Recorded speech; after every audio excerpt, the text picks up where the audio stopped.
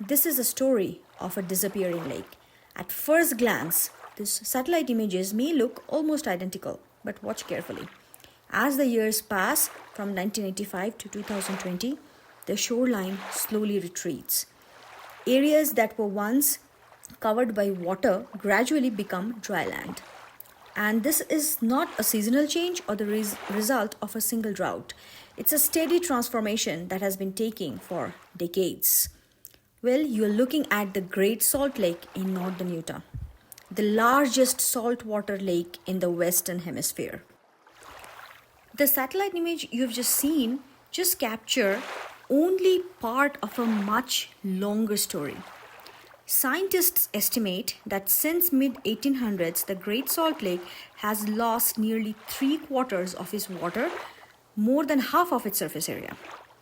Today, it continues to shrink, raising concerns among scientists, conservationists, and local communities.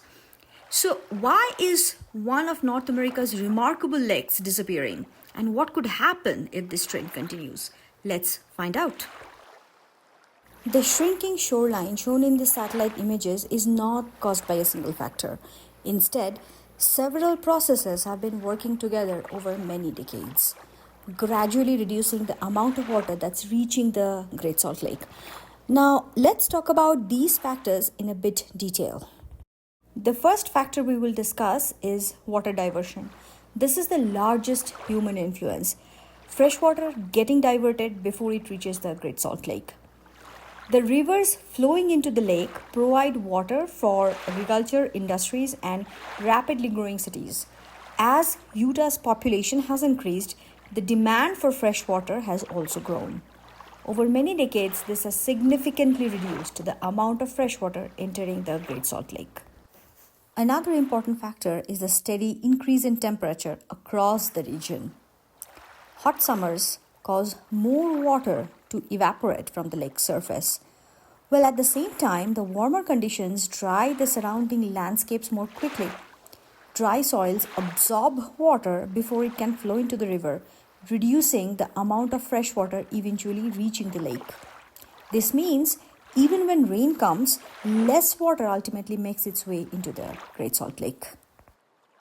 The third factor is declining snowpack. Scientists point out that declining mountain snowpack as one of the most important reasons for the lake's decline. During winter, the snow accumulates in the Wasatch Mountains, surrounding Wasatch Mountains. This snow acts like a natural reservoir, storing water until spring. As temperatures rise, the snow gradually melts, feeding rivers that eventually flow into the Great Salt Lake. However, warmer winters have changed this process. Instead of falling as snow, more winter precipitation falls as rain. Unlike snow, rain is not stored in the mountains. Much of it runs off quickly or evaporates, leaving less water available during the spring and early summer. The satellite images you have seen throughout this video tell a remarkable story. A lake that once covered an enormous area has been steadily retreating for decades. Scientists believe that the decline is driven by a combination of increasing water use, increasing temperature, and declining mountain snowpack, all of which reduce the amount of fresh water that's reaching the lake. Well, the future of the Great Salt Lake depends on one simple but a very critical question.